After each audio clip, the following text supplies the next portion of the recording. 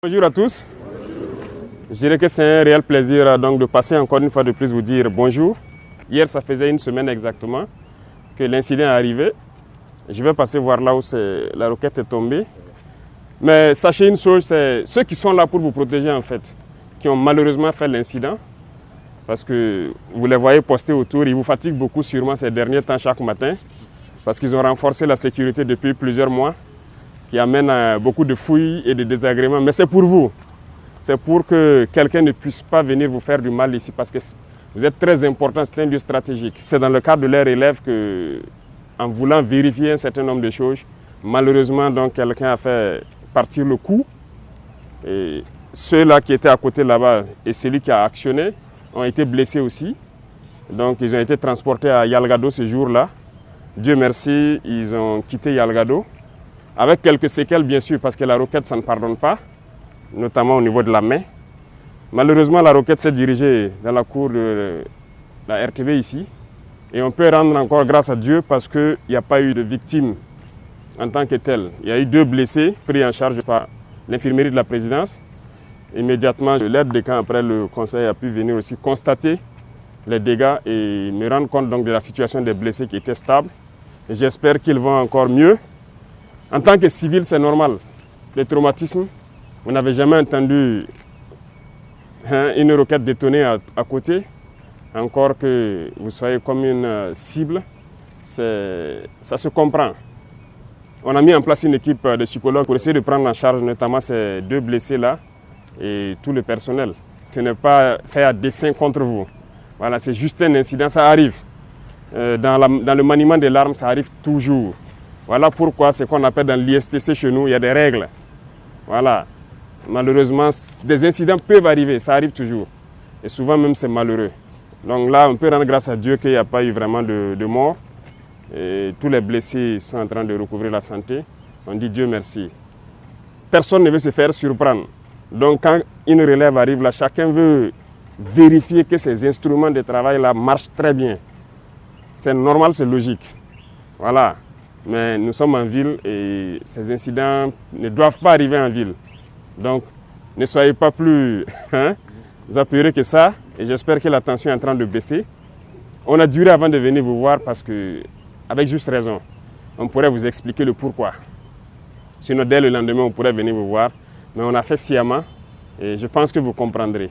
Voilà, vous aurez l'occasion de poser vos questions éventuellement et qu'on pourrait répondre. On va causer à bâton rompu pour vous déstresser un peu parce que depuis là, je vois qu'il y a tellement d'informations qui fusent de partout.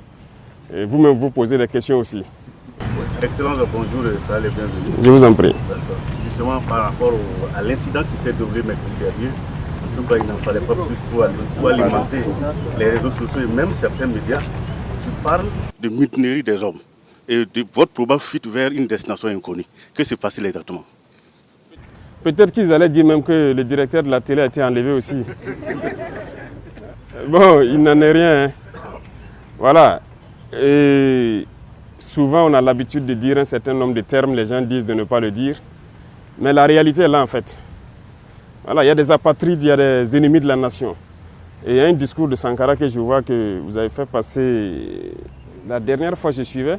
C'est d'actualité, c'est comme si nous sommes aujourd'hui et qu'il est en train de parler, en fait.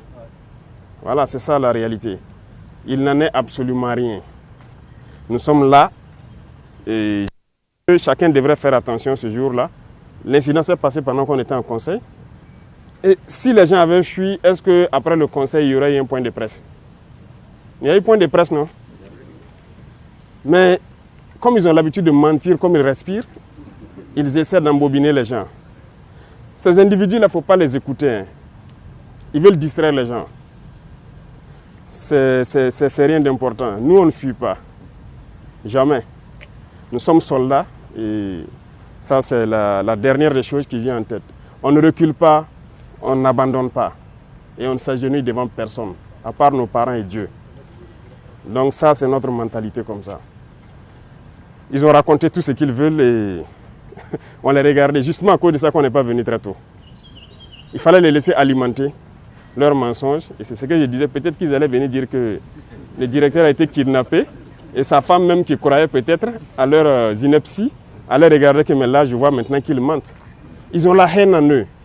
Ils sont constipés intellectuellement. Et c'est ça qui fait qu'ils sont obligés de mentir. Parce que sûrement qu'ils ont pris, ils ont un pacte avec les impérialistes. Et ils sont obligés de travailler pour les faire croire. C'est des escrocs en fait. Sinon nous on est là, on continue de travailler, on est avec vous chaque matin, on passe. Voilà. Mais on ne voulait pas venir pour les laisser continuer jusqu'à aller se noyer eux-mêmes. Et je pense qu'ils se sont bien noyés maintenant. Toute l'Afrique a compris que ce sont des apatrides, ce sont des ennemis de la nation. Voilà, sinon il n'en est absolument rien. Nous sommes là, on travaille. Monsieur le Président, quelle est l'appréciation que vous faites du traitement de cet incident par les médias, notamment les médias occidentaux? Les médias occidentaux, ce n'est pas nouveau. Et ça tombe bien, vous êtes des journalistes, vous travaillez dans l'information. Vous voyez ce qu'on appelle le média mensonge? Je pense que beaucoup ont compris maintenant. La plupart sont des médias menteurs. Ils ont passé le temps à mentir, à manipuler. Et aujourd'hui, quand je les regarde dans leurs reportages et tout ce qu'ils racontent, c'est honteux. Et c'est très bien. Ils sont arrivés même à prouver à toute l'Afrique, à tout le monde entier, qu'ils sont des menteurs. Et c'est bien. Je pense que la jeunesse africaine doit avoir compris, la jeunesse burkinabé doit avoir compris. C'est désabonner de ces gens-là, ne plus les écouter, parce qu'ils nous ont tous manipulés pendant longtemps. Voilà, vous avez plusieurs exemples chez vous. On prend la Côte d'Ivoire, qui n'a pas détesté Gbagbo?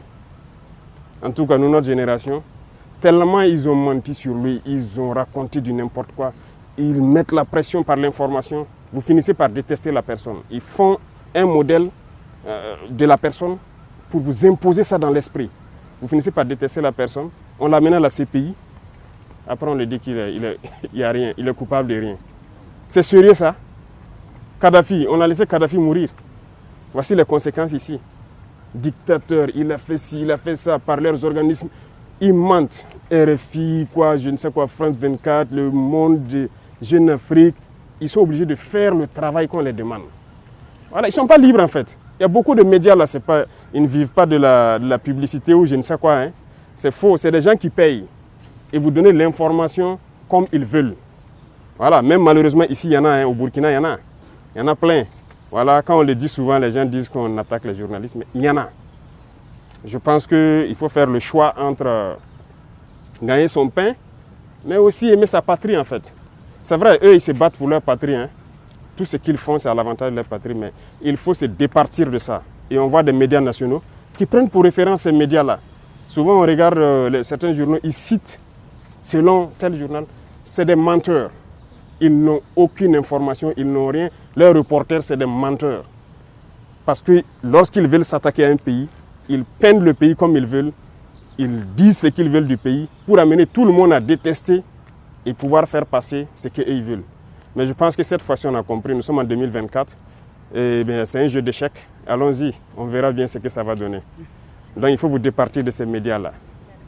Bonjour, Excellence. En lien toujours avec l'incident de tir, certaines sources auraient indiqué qu'il y ait eu des mouvements d'avions, d'hélicoptères à Ouagadougou et à Dori. Qu'est-ce qui a expliqué ces mouvements d'hélicoptères, d'avions observés? On a dit que nous on a fui en hélicoptère pour aller à Dori. Et quand vous voyez des grandes personnes mentir, ça fait pitié. En réalité, c'était le mercredi, c'était le lendemain de l'attaque de Mansilla. On a lancé une opération à Mansilla. Et donc les hélicoptères envoyaient des troupes en renfort encore. C'est juste ça. Donc ils ont décollé ici, aller à Dori, aller prendre donc, des éléments donc, du 9e BIR. Il y avait des éléments de l'IGGN qu'ils ont pris ici à Ouagadougou, aller pour l'opération au niveau de Mansilla. Donc on a aussi appris ça comme ça. C'est vrai. Vous voyez, ils ont une tactique. Comme je dis, le peu de neurones qui les restent là, ils exploitent ça pour faire quelque chose de vraisemblable. Ils prennent toujours une information vraie. Et autour, maintenant, ils construisent leurs gros mensonges. Si vous n'êtes pas vigilant, vous allez croire que c'est vrai. Les hélicoptères ont réellement survolé. C'est vrai. Ça, c'est un fait. Tout le monde a observé. Alors, mais ils ont survolé pourquoi? C'est là la question. Donc, ils construisent le gros mensonge autour de ça. Tout le monde a vu les hélicoptères survoler, mais ils utilisent ça pour dire que, voilà, on a fui. Non, c'est faux. C'est la même tactique qu'ils ont employée quand les hélicoptères, les Ilyushin ont atterri à Ouagadougou. Il y a eu 6 vols d'Ilyushin à Ouagadougou. C'est vrai, les Ilyushin ont atterri. Mais ils prennent ça, et quand je les regarde, ils mentent tellement comme ils respirent. ils construisent quelque chose de gros autour, que c'est des Wagner et des militaires maliens qui sont venus. Bon, moi, je ne dirais pas militaires maliens, c'est des militaires de l'AES. Donc, ils sont militaires maliens, ils sont libres de venir au Burkina quand ils veulent, comme ils veulent. Mais c'est faux. C'est archi faux. Les Russes sont déjà ici. Ils travaillent ensemble, ils sont là. Pourquoi encore on va faire venir? Oh ben ceux-là, ils n'ont pas pu nous aider à faire ce qu'on veut. Ça ne veut rien dire. Secondo, je peux vous rassurer, ces avions par exemple qui ont atterri, les hélicos, je vous ai expliqué, les avions c'est du matériel des Nations Unies. Après la fin de la mission, les munitions sont restées à Gao, à Bamako, un peu partout. C'est le bateau Tombouctou qui avait commencé à prendre nos munitions d'ailleurs pour évacuer vers Bamako. Ils ont détruit ce bateau-là, donc on a trouvé d'autres moyens d'envoyer ça là-bas. Et là, c'est des munitions qu'on a ramassées venir, et il y a des munitions même d'autres pays qu'on va détruire ici. Donc il y a une structure des Nations Unies qui est la UNMAS, qui est au courant de l'opération, qui doit même superviser cette opération ces 2 jours-là. C'est des munitions donc, de la mission qu'on a ramassées. À Gao, on avait une FPU, et à Tombouctou, on avait nos hommes. Les munitions étaient à Bamako. C'est tout. Mais l'acharnement là doit vous permettre de comprendre qu'il y a quelque chose de bizarre quand même. Donc c'est faux. Les mouvements d'humeur, c'est faux. Il n'y a rien eu. Et ça fait que hier ou c'est avant-hier là, l'état-major était obligé de communiquer. Mais nous ne voulions même pas qu'il communique. Mais c'est parce que les parents des soldats à Dori ont commencé à les appeler. On a appris que c'est vous qui voulez vous mutiner ou quoi. Les enfants disent, ils sont en opération même. D'autres sont vers Manzila, d'autres sont vers Bani en opération. Et les parents les emmerdaient beaucoup. Donc ils ont demandé à ce que, est-ce que l'état-major peut communiquer vraiment pour qu'on arrête de les emmerder, les laisser se concentrer sur leurs opérations. Vous voyez ce qu'ils font? C'est pas bien, sinon il n'y a rien, absolument rien. C'est leur souhait peut-être. C'est leur souhait, mais ils ne verront pas ça se réaliser. Non, c'est une injure à nos soldats. Nos soldats sont beaucoup plus intelligents qu'eux. Ils savent ce qu'ils font, ils savent où est le pays, ils savent où on part. Excellence, dans certains milieux, on a même parlé de vacances du pouvoir et qu'au sein de l'armée, il y aurait des tractations pour désigner votre successeur. Est-ce que vous avez été tenu au courant de ces dites tractations? Si c'est vacant, qu'ils viennent prendre. Puisqu'ils ont dit qu'on a fui aller au Niger, non? Ils n'ont qu'à venir prendre. Ils essayent là-bas pour faire quoi? Ils n'ont qu'à venir eux-mêmes venir prendre. Ils n'ont rien compris en fait. Mais comprenez-les, s'ils ont été payés et qu'ils n'ont pas atteint leur objectif, ils sont obligés de mentir pour justifier ce qu'ils font. Et ce n'est pas eux seuls. Vous voyez les Djibril Bassolé et autres là, ils se baladent à travers le monde, ils mentent, ils composent avec les terroristes pour tuer des Burkinabés, croyant qu'ils peuvent faire changer des choses. C'est révolu ça. Les gens ont compris. Donc il faut leur dire peut-être si c'est vacant, ils n'ont qu'à venir. Ils viennent prendre. Ces gens n'ont rien, ils n'ont pas d'enfants, ils n'ont rien dans l'armée. Et c'est vous qui vous asseyez là-bas pour essayer de manipuler les enfants d'autrui, espérant faire ce que vous voulez. Est-ce qu'ils sont intelligents? Ça, il dit, c'est une insulte. C'est une insulte même au peuple burkinabé de prendre les gens pour des enfants, raconter des balivernes et croire que les gens vont avaler ça. Non, les gens sont intelligents. Nous sommes en 2024. Voilà, c'est plus les années où les gens peuvent voir des informations comme ça et puis bondir dessus et tout. Mais retenez qu'ils ont plusieurs objectifs. C'est le chaos, c'est déstabiliser le Burkina, parce que notre ligne de conduite ne les plaît pas. Et ça nous réconforte. Ça nous réconforte, ça fait que nous, on veut aller vers notre objectif qu'on s'est assigné. Donc n'ayez pas de crainte à cela en fait. Beaucoup d'informations sont sorties, comme vous l'avez dit. Quel est votre message à l'endroit des Burkinabés de l'intérieur et surtout de la diaspora qui se pose beaucoup de questions sur la marche de la transition? Les gens vont comprendre. Nous voilà ici. Peut-être qu'ils vont dire que c'est du fake aussi. Venez me serrer la main, peut-être qu'ils vont croire que... Voilà, ça au moins c'est pas du fake. Voilà. C'est eux qui ont toute la technologie, nous on n'a pas encore à ce niveau-là. Voilà, donc nous on est libre dans notre pays et il ne faut pas que les gens vont s'inquiéter. Je disais qu'ils ont beaucoup d'objectifs.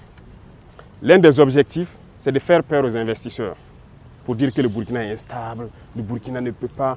Vous savez que le Burkina fait partie, depuis 2023, là, des 10 pays les plus attractifs en Afrique.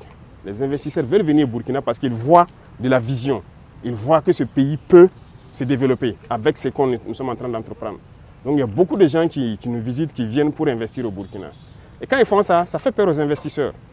C'est leur objectif, donc c'est dire à ceux de Burkinabés de l'extérieur et d'autres investisseurs qui veulent venir au Burkina, c'est archi faux ce qu'ils racontent. Le Burkina est bien stable, ils peuvent venir, ils peuvent croire au Burkina. Et tous ceux qui sont à l'extérieur, tous ces médias mensonges-là, c'est des faits qu'ils racontent. Voilà. C'est l'un de leurs objectifs. Ils ont un plan en tête, c'est sûr. Mais nous sommes aussi au courant. On les attend de pied ferme. Voilà.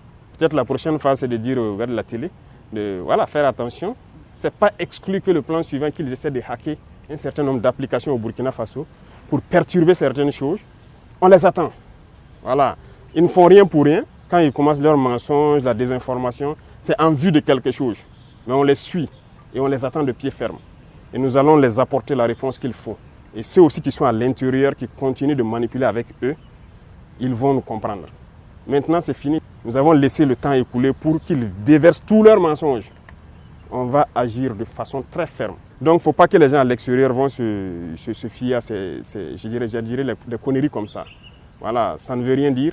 Et c'est malheureux que ce soit des Burkinabés qui se retrouvent à l'extérieur, qui participent à ça. Voilà, ils sont nombreux en Côte d'Ivoire, qui continuent dans ça. On ne sait pas ce qu'on a fait à ces gens-là. Mais ils n'ont qu'à continuer leur sale besoin. Personne ne va les écouter encore. Voilà, donc c'est rassurer tout le monde. Les Burkinabés de l'intérieur de rester sereins et imperturbables, il n'y a rien. Nous sommes là et nous continuons de travailler pour le bonheur des Burkinabés. Avec tout ce qui se passe, est-ce qu'il vous arrive d'avoir peur pour votre vie? Comment vous gérez émotionnellement tout ce qui se passe? La raison est Hélène, l'émotion est nègre. Vous voyez, ils jouent aussi sur l'émotion. Voilà, quand ils ont fini par faire comprendre à tout le monde qu'ils sont à l'origine des attaques. Et ils essaient de prendre ça pour créer l'émotion. Parce que dans leur tête, les nègres n'est qu'émotion. On se base sur l'émotion pour agir et tout. Parce qu'ils ont fait une analyse que c'est quoi? C'est une attaque qui a fait partir Rock. C'est Gaskindé qui a fait partir Damiba.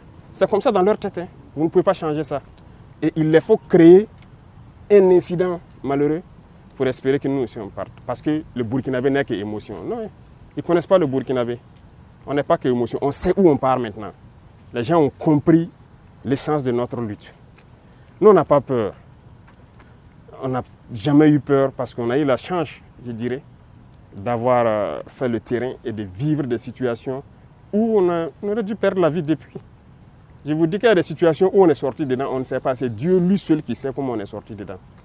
Sinon, on ne serait pas là arrêté ici. Souvent, je m'assois, c'est vrai, je pense à certaines choses sur le terrain, je me dis, mais comment Dieu sait ce qu'il fait. Voilà. Donc, si c'est la peur, on ne connaît pas la peur. Ça, jamais. Et on prie Dieu ne jamais connaître la peur. Si on voulait connaître la peur, peut-être que si on avait commencé à s'embourgeoiser, on allait commencer à avoir peur. Mais voilà, ils attendent qu'on ait des comptes chez eux là-bas pour se lever un jour, dire tu fais ça ou bien on ferme. Ils n'auront jamais nos comptes là-bas. On s'en fout d'avoir des comptes là-bas. Voilà, on n'a pas de bien là-bas, on n'aura jamais de bien. Tout ce qu'on fait, c'est pour le Burkina. C'est le Burkina en paix. Nous, on ne veut même pas quitter notre Burkina. On est en paix ici. L'AES, c'est un grand espace. Si on veut aller faire du tourisme, on part à Bamako, à Niamey ou je ne sais, dans d'autres villes. On s'en fout d'aller ailleurs. On est bien dans notre espace ici. La peur, on ne connaît pas la peur. Non, on ne connaît pas la peur. On a décidé de s'engager pour la patrie. On sait tous les risques qu'il y a autour. On a abandonné toute notre vie pour ça. Pourquoi avoir peur? On a abandonné toute notre jeunesse là pour une mission pour la patrie. Donc il n'y a aucune peur. Vous pouvez rester sans crainte. Zéro peur. La prochaine phase à laquelle il faut faire très attention, c'est l'intelligence artificielle. Attention, parce que moi, il m'arrive de voir des vidéos de moi-même en train de parler espagnol ou de parler, je ne sais pas, chinois. Je remercie ceux qui le font parce qu'ils arrivent à traduire nos discours, mais c'est très dangereux. Donc cette phase va venir. Comme je vous disais, les hackings et tout ça, ça va venir. Donc restez concentrés, faites le travail patriotique que vous faites. Merci à vous, beaucoup de courage et j'espère que votre morale est remontée. N'ayez pas peur, ils sont là pour vous. Voilà. La visite surprise du premier des Burkinabés nous a apporté du baume au cœur. Ça nous a fait énormément de bien.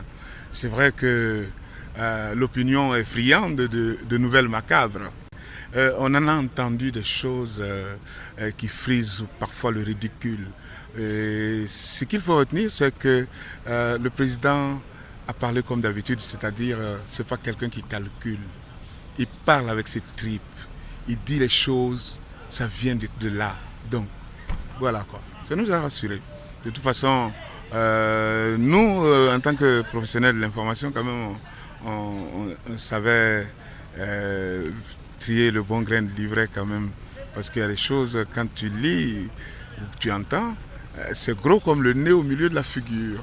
Bon, ça peut passer au sein d'une certaine opinion, mais au niveau des professionnels de l'information, ça ne passe pas. Mais c'était bon qu'ils viennent. C'était bon. Et on a passé des moments très agréables avec lui, comme d'habitude, avec son sourire, les choses qui... Moi, j'aime les gens qui parlent avec les tripes. Voilà, c'est pas un politicien. Voilà. Ces jeunes-là sont en mission et ça se voit. Il faut dire que ça nous rassure. Pourquoi? Parce que déjà, le voir même physiquement relève justement de cette assurance-là. Parce que les rumeurs sont allées dans tous les sens, évoquant son exfiltration, il se serait réfugié ailleurs, il serait même dans un autre pays. Donc le voir physiquement, et il y en a même qui ont évoqué des blessures, voilà, qu'il aurait été touché. Voilà, donc tellement d'informations ont circulé, je ne sais à quel dessein, mais je pense que sa présence déjà rassure à plus d'un titre. Ça, c'est un premier aspect. Ensuite, les thématiques qu'il a eu à aborder, c'est plus que rassurant puisque, vous avez vu, il a repris, j'allais dire, chaque rumeur qu'il a démontée.